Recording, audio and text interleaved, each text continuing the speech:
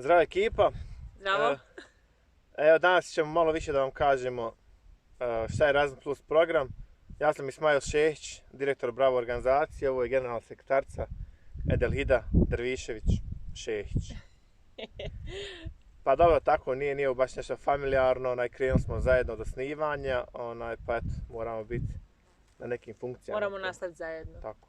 Uglavnom, mi smo nekako imali ideju da napravimo kratki video, generalno šta je Erasmus Plus program, iako to svi nekako pričaju, većina emisija šta je Erasmus Plus program, međutim i dalje ostaju neke nepoznanice. Ljudi su dosta zbunjeni o određenim podprogramima, odnosno na nekim kursevima na koje se mogu prijaviti, pa sam ja nekako odlučila Ismaila da uhvatim dok je ova izolacija, dok je u Bosni, dok je prinudno u Bosni i Hercegovini, na ovom nekako lijepom, popriličnom mjestu.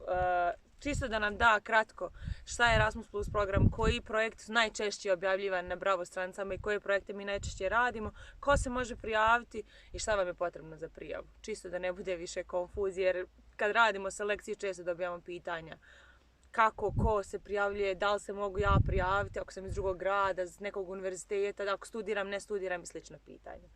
Eto, možemo sad krenuti s Erasmusom. Eto, generalno. Prava si generalna. Mogla bi na TV uraditi. Hvala. Uglavnom, pa sam princip Erasmus programa jest nekako kad se spomene ljudima Erasmus Plus program, mislim 80% ljudi misli da je to ok, to je za studente, to je neka razmjena studenata i tako dalje, a to je zato što je Erasmus Mundus i Erasmus program prije bio za studente samo, dok je Youth in Action bio za mlade ljude. I nakon toga Erasmus Plus je napravio taj program 2014. godine i sve su nekako te programe stavili u jedan, tako da je to, sad imaš Erasmus Plus Youth in Action, Erasmus Plus Erasmus Mundus, Erasmus Plus Grundtvig, Erasmus Plus Adults i tako dalje, tako da sve nekako je uveden je Erasmus Plus Sport i sve nekako pod tim Erasmus Plus. Sad kad mi objavljamo pozive, mi pretežno 90% njih, a mogu reći možda 85% u posljednjim godinama objavljujemo za Erasmus Plus Youth in Action i ovi nekih 15 ili 20% za Erasmus Plus Sport, jer smo mi jedna od par organizacija na Zapadnom Balkanu koja radi sportske projekte i na to smo jako ponosni. Šta to znači? Znači, pri našim pozivima, kad objavimo poziv za trening kurs, tu mogu učestvovati svi mladi ljudi. Znači, kad kažemo mladi ljudi, znači i mladi ljudi, ne studenti, ne zaposleni, znači mladi ljudi.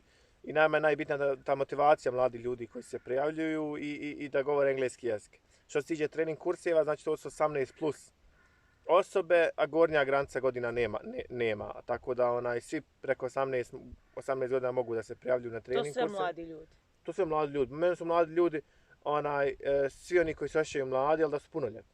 Što se tiče trening kursa. Trening kurs, znači to je prvi i najčešći, jedan od najčešćih. Youth Exchange, tu imate ograničenje godinama, to je inače 13 do 30 godina, iako dosta organizatora pravi tu neku, grupu ljudi koji isto razmišljaju, pa tako se kreće da od 18 do 25, od 16 do 23, od 16 do 25, jer nezgodno bi bilo da stavite sad ljude odnosno djecu, tinejdžere, od 13 i 30 godina u istu grupu. Razmišljanje tih mladi ljudi nije baš isto, a Youth Exchange je više nekako za neke opštenije teme i nešto što više relax, da se mladi ljudi upoznaju, da razmijene svoje kulture, da upoznaju druge jezike i tako dalje. Tako za Youth Exchange motivacija nam je najbitnija.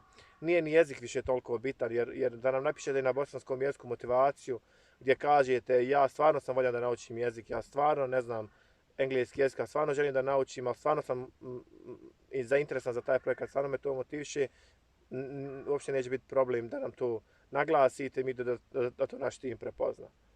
Imate i European Solidarity Corps, to je onaj bivši European Voluntary Service. To su prošle godine promijenili ime, tako da ne znam zašto stvarno. A evo i ovaj Erasmus Plus završava 2020. godine. Počinje naravno novi sa duplo većim budžetom. Za ovaj budžet je bio, za ovih 7 godina budžet je bio 14,7 milijardi eura, a za ovaj naredni planiran je 30,2 milijarde eura. Iako se još uvijek borimo da bude to još za 1/3 podignut budžet, jer su uključeni tu i sportski projekti da bude puno više za mlade ljude. Tako da još uvijek to nije definisano, uglavnom bit će minimalno duplo veći budžet, tako da će biti puno više prilika za mlade ljude.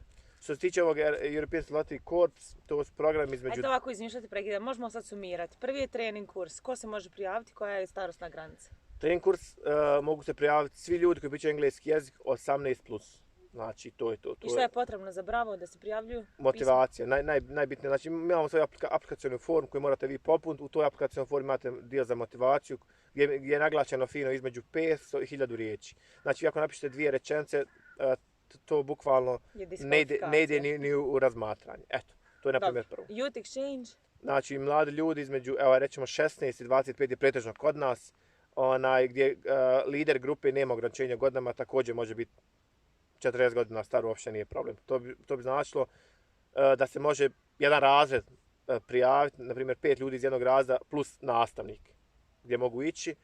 Tu je ponovo bitno engleski jezik, iako engleski jezik tu nije toliko bitan, bitan nam je vaša motivacija, osnova i ponovo između 500 i 1000 riječi. Ograničenje teritorijalno za bilo koja od dva? Nema ništa, znači sve kad mi najavimo za Bosnu i Hercegovinu, znači... Student, srednjoškolci, nema ne ništa, studenti? nema, to vam uopće nije bitno. I za European Solidarity Corps to je od 17 do 30 godina, znači vi imate pravo jednom u životu, odnosno 2 puta u životu, da iskoristite godinu dana da odete na jedan program. Znači ako odete negdje na 2 mjeseca imate pravo iskoristiti još 10 mjeseci i morate tu biti pažljivi ako odete na 2 mjeseca prvo, pa onda imate priliku za 10 mjeseci. Jer ako odete negdje na 3 mjeseca gubite cijelu godinu dana, tako da morate tu biti malo pažljivi. Zato kad vidite neki poziv možete nas uvijek javiti, tu smo uvijek za vas, 24/7 uvijek odgovaram, uvijek smo aktivni, tako da uvijek možemo pomoći. Šta tu se treba brati pažnja na kratki i dugi? Tako je, na kratki i dugi, jer kratki je do 59 dana, jer ako ode negdje na 61 dan, vi ste izgubili cijelu godinu, tako da ne možete više nigdje otići. Znači to je dugi iskorišten i to je to. Tako je. I eto, poslije 2 godine jako smo aktivni u Erasmus Plus sportu, gdje imamo prilike za profesore, nastavnike, trenere, sportske klubove, gdje njih vodimo na naše razmjene, gdje upoznajemo razne profesore iz drugih zemalja, tako da pratite nas u narednom periodu. Starosna granica tu? Pa nema, mislim, tu je pretežno 18+, jer je to malo ozbiljnije su teme, ozbiljniji su projekti i ozbiljnije stvari koje se Engleski jezik? Engleski jezik, naravno, to je osnova, mislim, svih programa u Europi i čak i razmjena za studente, engleski je osnova, i ako vidite u Njemačku, vi se možete govoriti da radite na njemačkom jeziku, ali osnova je engleski jezik, sve aplikacije su na engleskom jeziku, tako da, eto, to su neke osnovne koje mi radimo. Pored svega toga, evo, mi smo ove godine postali dio fondacije jedne iz Poljske gdje ćemo imati priliku da dajemo, odnosno ocjenjujemo i certificiramo za digitalne vještine mlade ljude, odnosno i firme, tako da to će biti prva organizacija iz Bosne i Hercegovine i prva organizacija iz Zapadnog Balkana koja će imati pravo ispred Europske komisije i Europasa da certificira druge ljude i firme. Ali to zaslužuje poseban video, ja mislim. Dobro, to ćemo odlučiti. To baš zaslužuje poseban video, ali ovo je u suštini, to je to.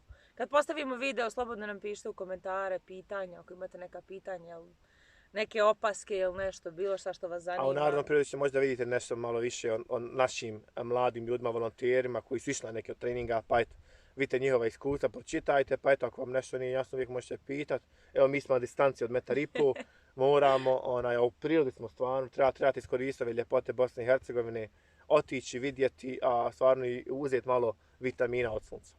Eto, mi vas pozdravljamo, uživajte, čuvajte se, ostanite kod kuće ili ostanite negdje u prirodi gdje nikog nema. Evo, kao što vidite vi na ovom videu, nikog nema iza nas, sami smo tu, uživamo, eto, budite pametni, pratite Bravo, podijelite našu malo strancu, stavite nam 5 zvijezda ako sam zaslužio 5 zvijezda i tako dalje. Aktivirajte se online i to je to. Ništa više. I prijavljujte se na projekte koji budu.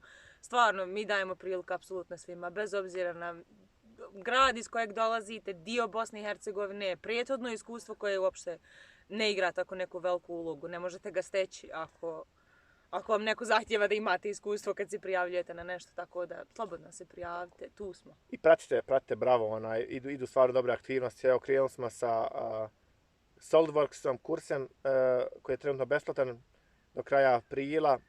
Ide uskoro italijanski, ide francuski, ide engleski, ide Photoshop, ide fitness, to su neki kursevi koji će biti vama dostupni online dok ste u izolaciji, pa eto.